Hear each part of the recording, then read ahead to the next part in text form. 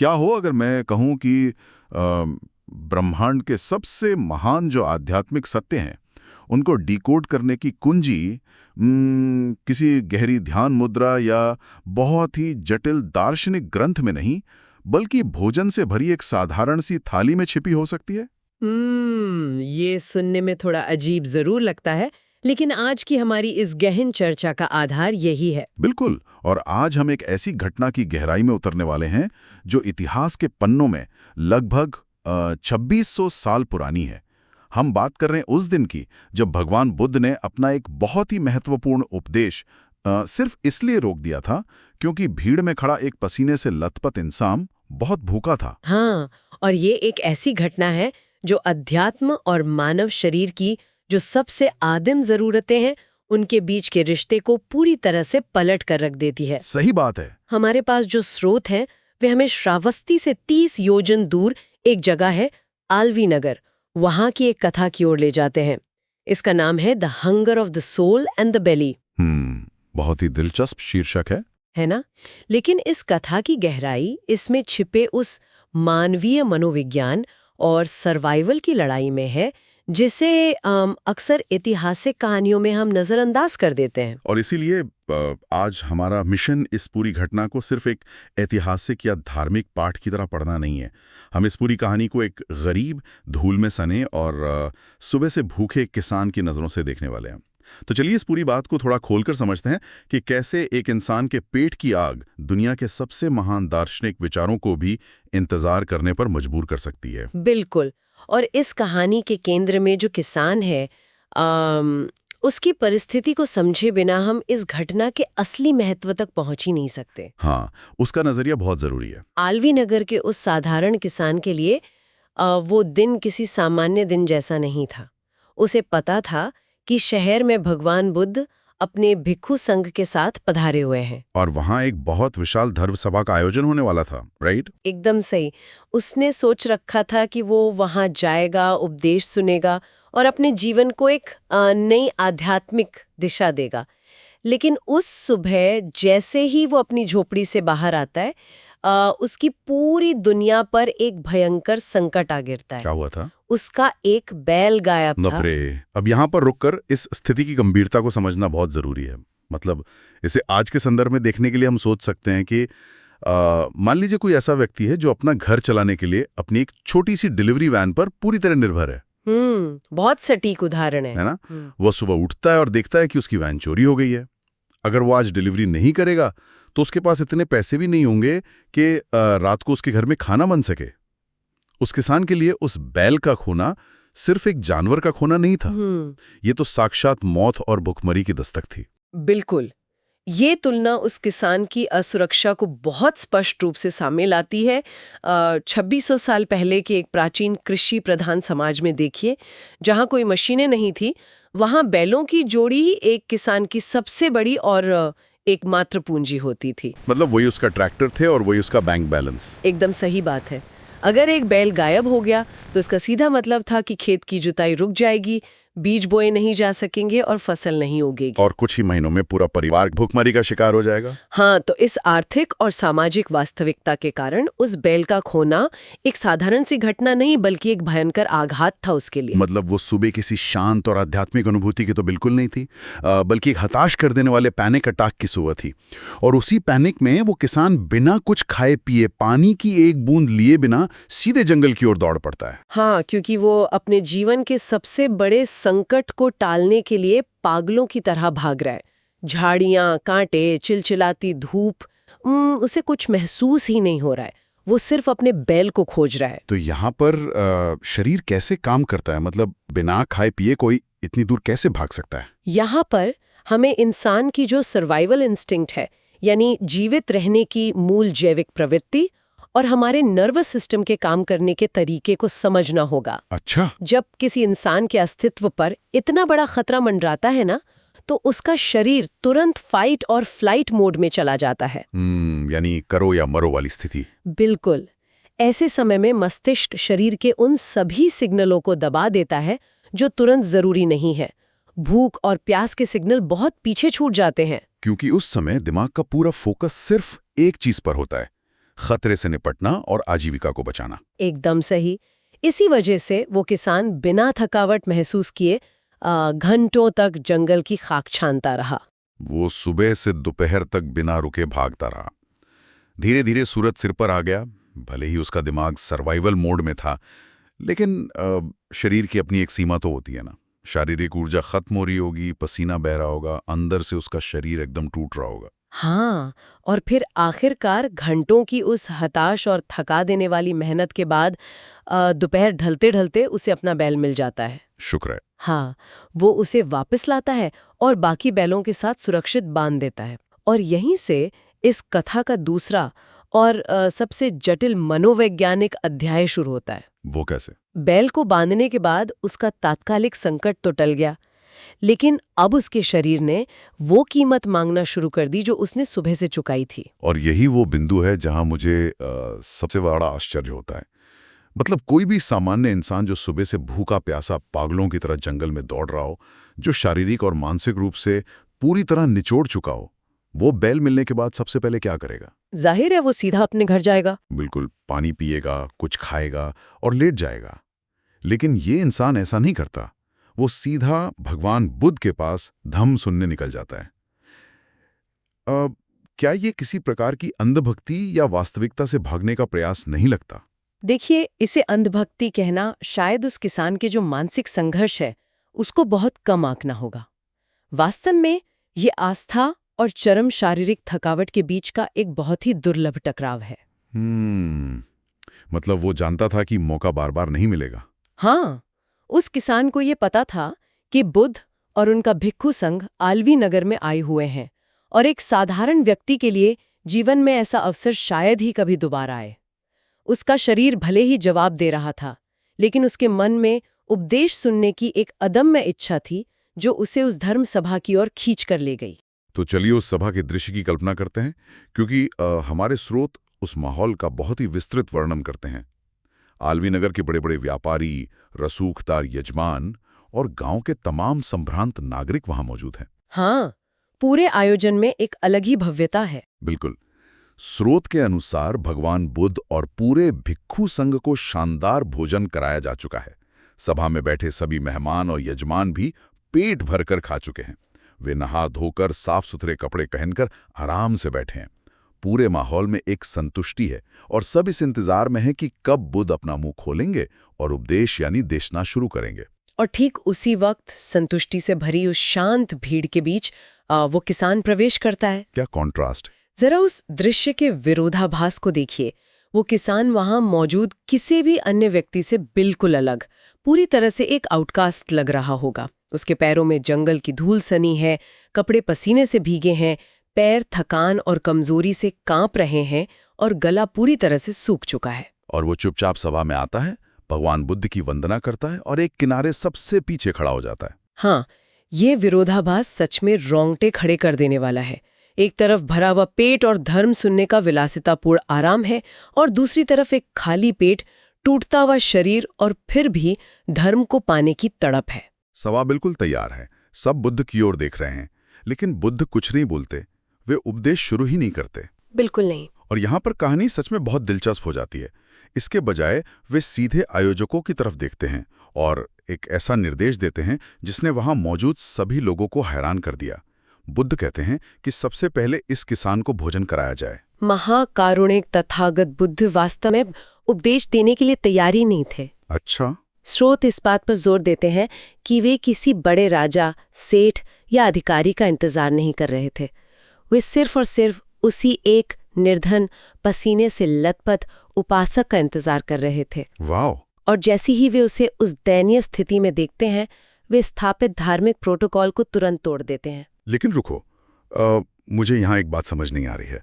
अगर हम प्राचीन भारतीय इतिहास या दुनिया की कई अन्य आध्यात्मिक परंपराओं को देखें, तो ज्ञान प्राप्ति के लिए खुद को भूखा रखना, उपवास करना या व्रत रखना तो बहुत पवित्र माना जाता है ना? हाँ, ये तो है। कई तपस्वी तो साल भूखे रहकर शरीर को कष्ट देते थे ताकि उन्हें निर्वाण मिल सके।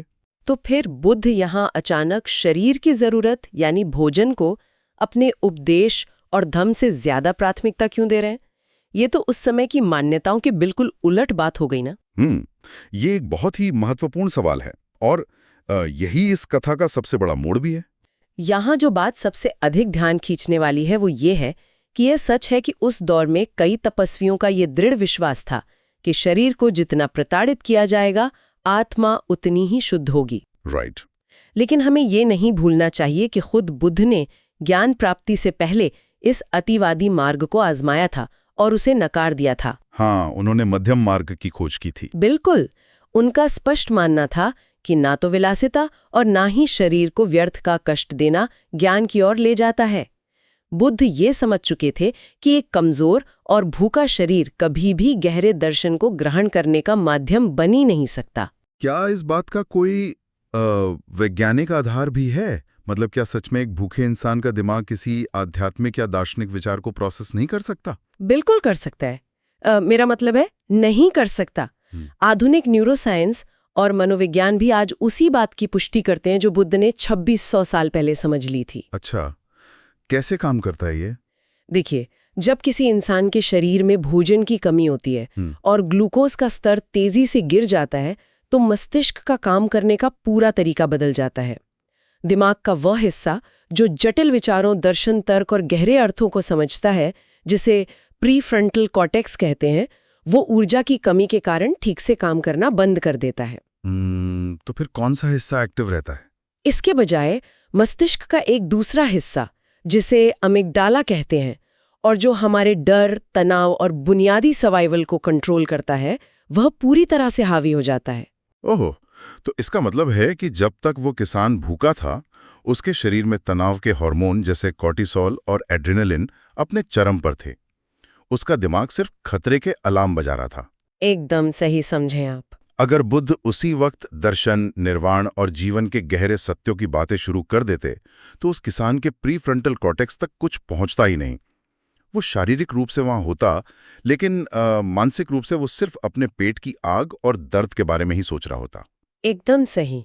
और इसीलिए आयोजक तुरंत भोजन लाते हैं। वो किसान वहीं बैठकर उसी भरी सभा के बीच, जहां सभी संभ्रांत लोग उसे देख रहे हैं, अपना भोजन करता है और पानी पीता है। मुझे लगता है बाकी लोग काफी हैरान हुए होंगे। हाँ बिल्कुल। यहाँ पर भिक्षु संघ के अन्य सदस्यों की प्रतिक्रिया देखना बहुत दिलचस्प है। स्रोत में स्पष्ट रूप से उल्लेख है कि बाद में कुछ भिक्षु आपस में बातें कर रहे थे।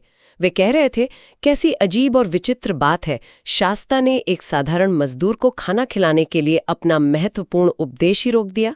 भिक्षुओं की ये हैरानी भी उसी पुरानी मानसिकता को दर्शाती है ना, जहां माना जाता था कि महान आध्यात्मिक गुरुओं का काम सिर्फ ऊंचे उपदेश देना है और आम इंसान की जो शारीरिक जरूरतें हैं उनके सामने बहुत छोटी चीजें हैं। सही बात है। लेकिन बुद्ध ने अपने कर्म से इस मानसिकता को चकनाचूर कर दिया। जब वो किसान खाना खा लेता है, उसकी शारीरिक ज्वाला शांत हो जाती है, उसका नर्वस सिस्टम वापस संतुलन में आ जाता है। तब जाकर बुद्ध अपनी बात शुरू करते हैं। भोजन के बाद जब उस किसान ने वो उपदेश सुना, तो वो श्रोतापन्न हो गया।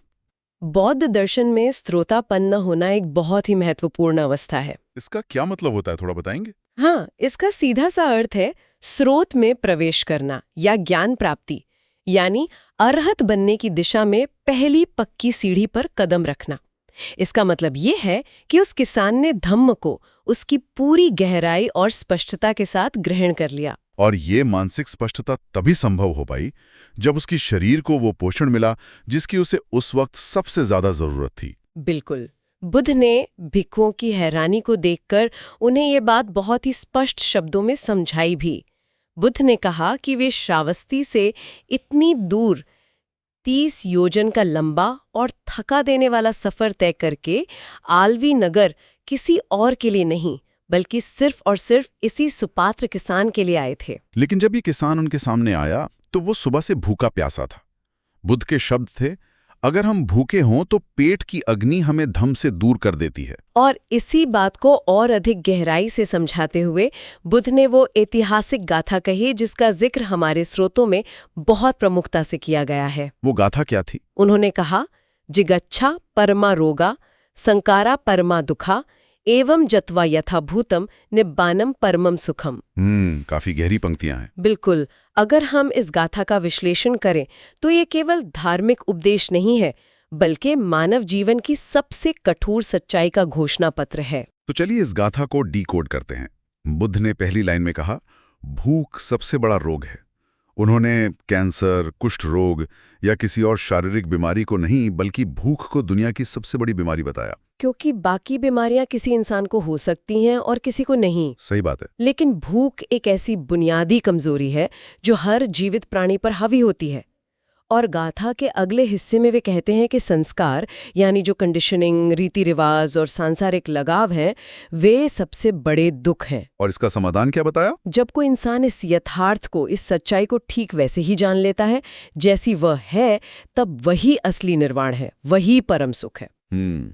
अगर हम इसे आधुनिक मनोविज्ञान के नजरिए से देखें तो ये मुझे अब्राहम मैस्लो के हायरार्की ऑफ नीड्स के सिद्धांत की याद दिलाता है। हाँ बिल्कुल, मैस्लो की पिरामिड। मैस्लो ने भी तो यही कहा था ना कि जब तक किसी इंसान की सबसे बुनियादी शारीरिक जरूरतें जैसे भोजन, पानी और नींद पूरी नहीं होती, तब तक वो प्रेम, सम्मान या आत्मबोध के बारे में सोच ही नहीं सकता। एकदम सटीक तुलना है। बुद्ध ने 2600 साल पहले ही इस मनोवैज्ञानिक सत्य को न सिर्फ समझ लिया था, बल्कि उसे अपने आचरण में भी उतार कर दिखा दिया था। यही इस कथा की सबसे बड़ी सीख है। बुद्ध ये स्थापित कर रहे थे कि करुणा और जमीनी हकीकत का सामना किए बिना कोई भी धर्म या दर्शन अधूरा है। कोई भी उपदेशक सिर्फ हवा में बड़ी बड़ी बातें करके समाज का भला नहीं कर सकता। बिल्कुल सही। धम्म जीवन को बेहतर बनाने के लिए है, और एक भूखे व्यक्ति का जीवन किसी भी उपदेश से नहीं, बल्कि भोजन से ही बेहतर होता है। तो इन सब का आज के संदर्भ में क्या मतलब है? अब अगर हम अपने स्रोतों के आधार पर इस पूरी चर्चा का आज के समय में विश्लेषण करें, तो ये स्थिति काफी कुछ सोचने पर मजबूर करती है। हाँ, स्रोत का यह तर्क है कि आज के आधुनिक समाज में भी ये कथा बहुत प्रासंगिक है, क्योंकि आज भी कई संस्थाएं और धर्म के ठेकेदार आम इंसान की असली समस्याओं को नजरअंदाज कर रहे हैं। कैसे? मतलब क्या कर रहे हैं वो? यदि हम आज के समाज पर नजर डालें तो पाएंगे कि अक्सर आम इंसान के जो सबसे बुनियादी मुद्दे हैं, जैसे भूख, गरीबी, बेरोजगारी और स्वास्थ्य, उन्हें पूरी तरह से किनारे कर दिया जाता है। ये तो है। स्रोत यह स्पष्ट करता है कि लोगों को व्यर्थ के कर्मकांडों, जटिल रीति रिवाजों और कई बार तो सिर्फ दिखावे में उलझाए रखा जाता है।